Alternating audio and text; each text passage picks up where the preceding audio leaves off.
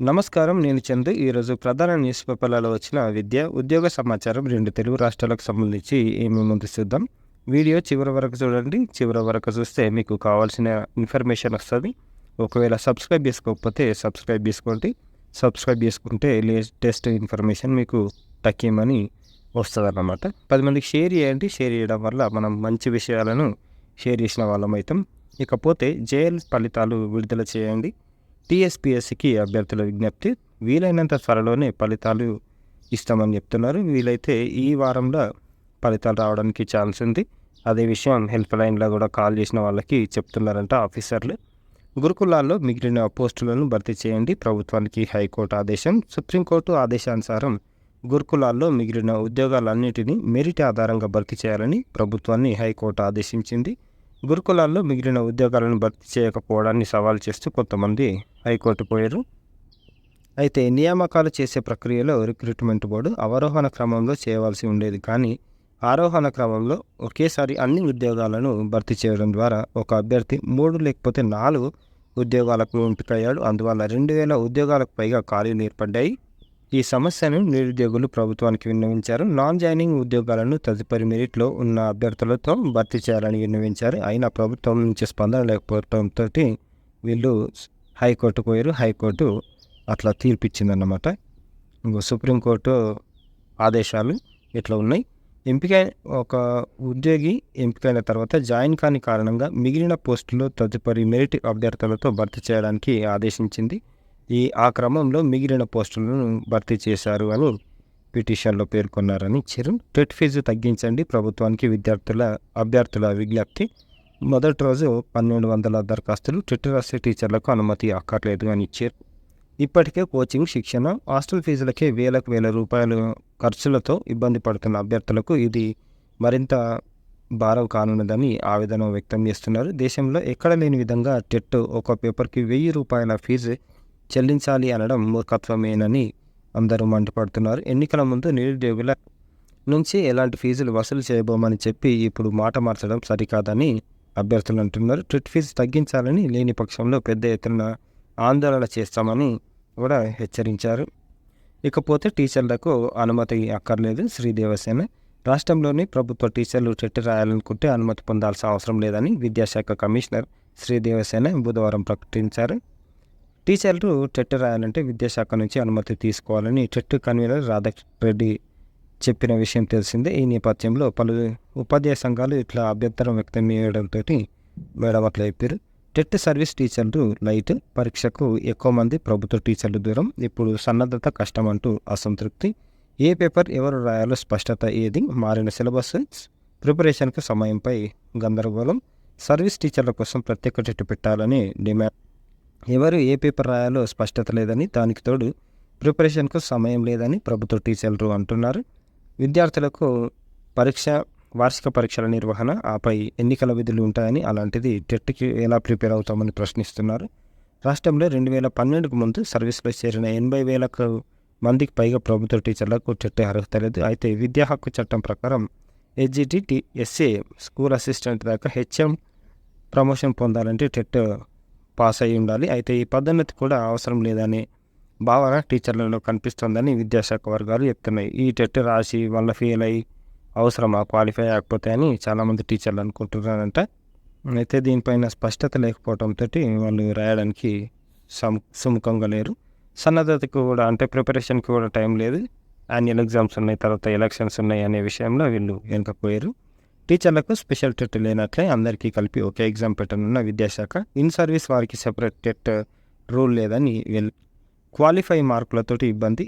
ఏండ్లుగా పనిచేస్తున్న వారికి ప్రమోషన్ పొందే టైంలో టెట్ ఇబ్బందిగా మారింది. ప్రస్తుతం ఎస్జిటి నుంచి స్కూల్ అసిస్టెంట్ ప్రమోషన్ పొందాలంటే టెట్ క్వాలిఫై తప్పనిసరి. అయితే చాలామంది టీచర్లు ఎస్జిటీలుగా రిక్రూట్ అయ్యి ఇంకా ఎస్జిటీలుగానే కొనసాగుతున్నారు. ప్రస్తుతం లాంగ్వేజ్ పండిట్లకు సబ్జెక్టులో సంబంధం ఉండదు, కానీ టెట్ ఎగ్జామ్లో వారు సబ్జెక్టులు చదువుకోవాల్సి ఉంటుంది. కులాల వారీగా క్వాలిఫైయింగ్ మార్కులు వేరువేరుగా ఉండడంతో కూడా ఇన్ సర్వీస్ టీచర్లకు ఇబ్బందిగా మారింది.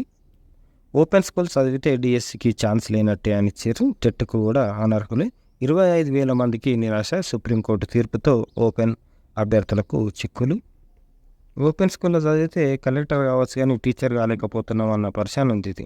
ఓపెన్ స్కూల్ విధానంలో కోర్సులు చేసిన వారికి టెట్ అవకాశం ఉండదని అధికార వర్గాలు తెలిపాయి. వీళ్ళు గతంలో టెట్ పాస్ అయిన ఉపాధ్యాయ నియామకాల్లో దరఖాస్తు చేసేందుకు అనుమతి నిరాకరించారని నిర్ణయించారు.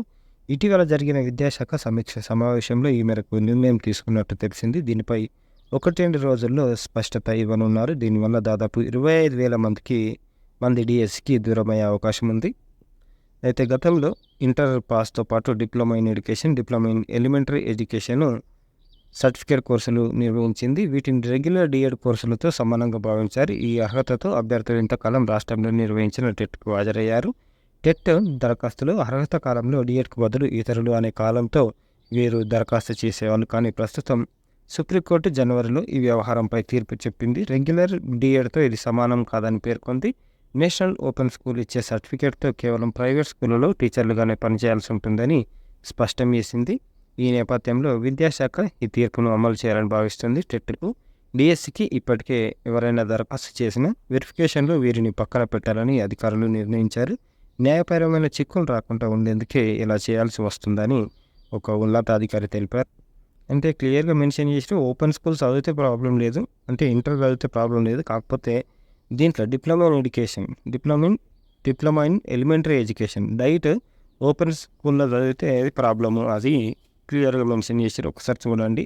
ఒకవేళ మీరు ఓపెన్ స్కూల్లో చదివిన ఇంటర్ తెలంగాణ ఓపెన్ స్కూల్ అయినా సరే, ఎన్ఐఎస్లో ఓపెన్ స్కూల్ ఇంటర్ చదివినా ప్రాబ్లం లేదు. కాకపోతే రెగ్యులర్గా డైట్ చేయాలన్నమాట.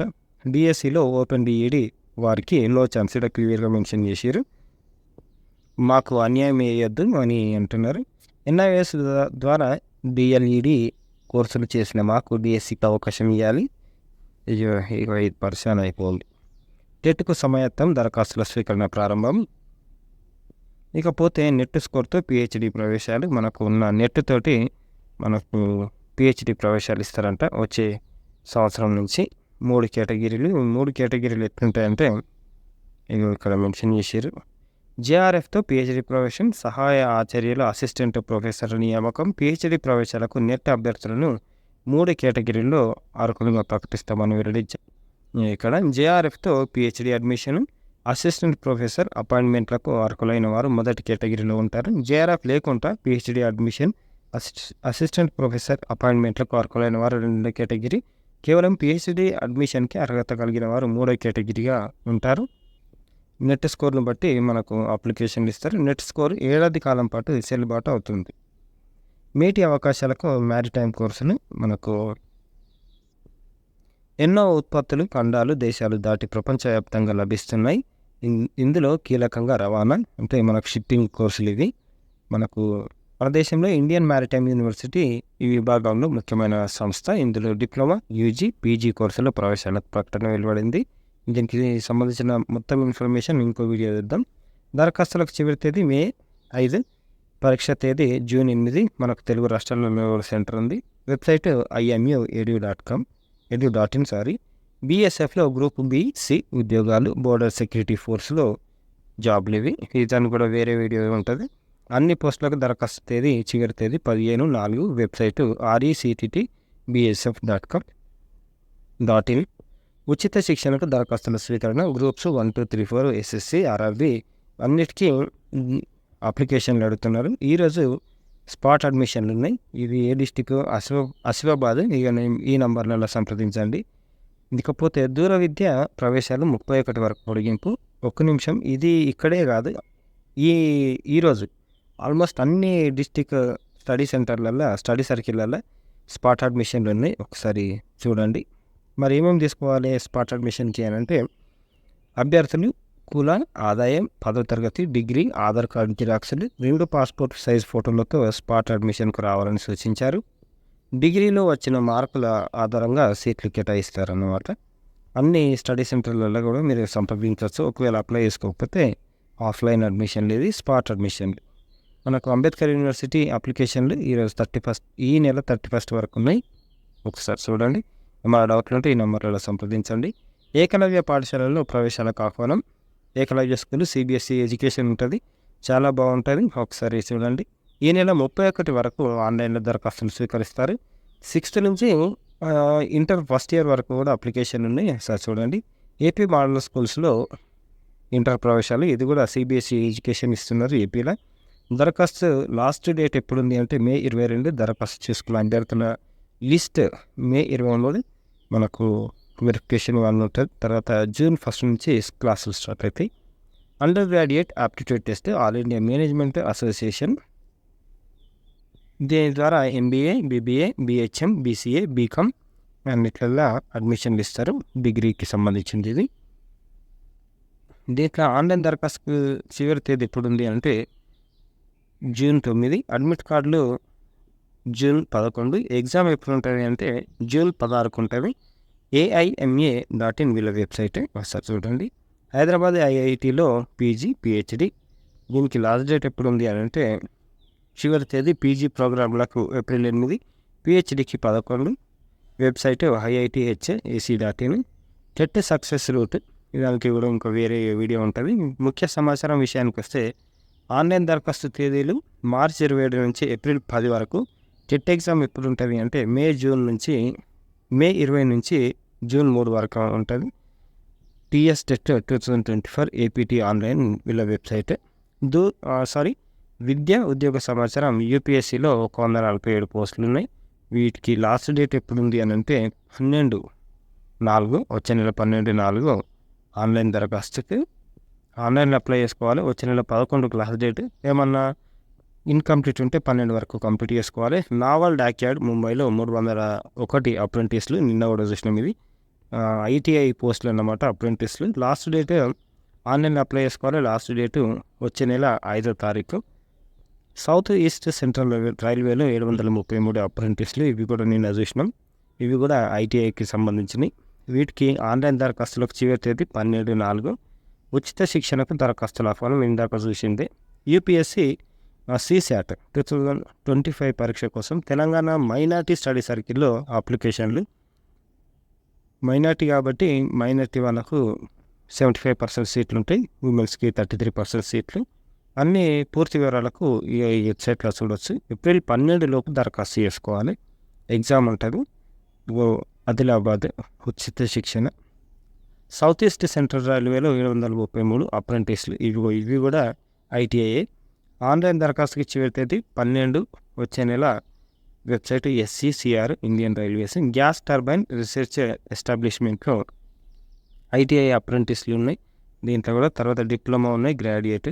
దానికి లాస్ట్ డేట్ 9/4 వచ్చే నెల 9. కొచ్చిన్ షిప్ యార్డ్లో రిగ్గర్ ట్రైనింగ్. దీనికి ఆన్లైన్ దరఖాస్తుకి చివరి తేదీ ఈ నెల 30. UPSC స్పెషలిస్ట్ సైంటిస్ట్ పోస్టులు. దీనికి last date for printing online అప్లికేషన్లు వచ్చే నెల 11. గురుకుల డిగ్రీ కాలేజీల్లో దరఖాస్తుల ఆహ్వానం. మనకు SC, ST, BC రెసిడెన్షియల్ చాలా బాగుంటాయి. మంచి కోర్సులు ఉన్నాయి. అప్లై చేసుకోండి. April 28న ఎగ్జామ్ ఉంటుంది. వచ్చే నెల 12 చివరి తేదీ అప్లై చేసుకోవడానికి. వచ్చే నెల 28కి ఎగ్జామ్ ఉంటుంది. లేగో April 12లోగా దరఖాస్తు చేసుకోవాలి అని సూచించారు. ఇది కూడా అదే దానికి సంబంధించి. కాకపోతే వాళ్ళ పేపర్ అడ్వర్టైజ్. కీ ఫీచర్స్ చాలా బాగుంటాయి. మంచి సబ్జెక్టులు ఉన్నాయి. BSc physical science, CBCS education మంచి సబ్జెక్టులు ఉన్నాయి. అప్లై చేసుకోండి. ఇకపోతే సంధించండి అని అంటున్నారు. ఎలక్షన్ మూమెంట్ తర్వాత IPL నడుస్తుంది కాబట్టి ఇష్టం ఉన్నట్టు మోసాలు జరుగుతున్నాయి. కాబట్టి ఏదైనా మోసపోవద్దు. వీటికి ఆశపడకండి. బెట్టింగ్లో పోకండి. 1930కి కాల్ చేయండి సైబర్ నేరాల అడ్డుగట్టకు. ఇకపోతే ఈ కార్మికులకు గుర్తింపు పథకాలతో ప్రయోజనాలు. లేబర్ కార్డుకు సంబంధించింది ఇది. ఎవరన్నా మీకు సంబంధించిన లేబర్స్ ఎవరైనా తెలిసిన వాళ్ళు ఉంటే లేబర్ కార్డుకి అప్లై అయిపోయండి. చాలా మంచిది. మనకు ఒక బెనిఫిట్ ఇచ్చినట్టు అవుతాం అన్నమాట. ఏమవుతుంది అంటే కార్మికుడికి ఏదైనా ప్రమాదం సంభవిస్తే కుటుంబ సభ్యులకి ఇన్సూరెన్స్ ఉంటుంది. సహజ మరణానికి ₹1,00,000, ప్రమాద మరణానికి 6 లక్షలతో పాటు అంత్యక్రియల కోసం 30,000 కూడా ఇస్తారు. ప్రసూతి ఖర్చులకు అంటే డెలివరీ అయితే 30,000, పెళ్లి ఖర్చులు అయితే 30,000 చొప్పున అందజేస్తారు. ఏదైనా ప్రమాదం సంభవించి ఆసుపత్రిలో ఉంటే నెలకు 3,500 చొప్పున 3 నెలల పాటు అందజేస్తారు. అంగవైకల్యం సంబంధించిన శాతం ప్రకారం పరిహారం కూడా చెల్లిస్తారు. ఇది ముందు రావాలి, వెనుక రావాలి. అమాయకులకు సైబర్ ఉత్సవం అన్నమాట ఇది. కాబట్టి గుర్తుపెట్టుకోండి. మార్పింగ్ చేసి ఇష్టం ఉన్నట్టు సుక్కలు చూపిస్తారు. మీరు మనీ యాప్లలో డబ్బులు మాత్రం తీసుకోవద్దు. తీసుకుంటే ఇగో వీళ్ళ చేతుల్లో పడతాం. మీ ఓటు ఉందా లేదా చూసుకోండి. ఎలక్షన్లు ఉన్నాయి కాబట్టి సులువుగా తెలుసుకునే అవకాశం కల్పించిన ఎన్నికల కమిషన్ ఉపకరిస్తున్న ఓటర్ హెల్ప్ లైన్ యాప్ ఓటుకు ఫోన్ నంబర్ అనుసంధానం. మనకు ఫోన్ నంబరు మన ఓటుకి లింక్ చేసారు.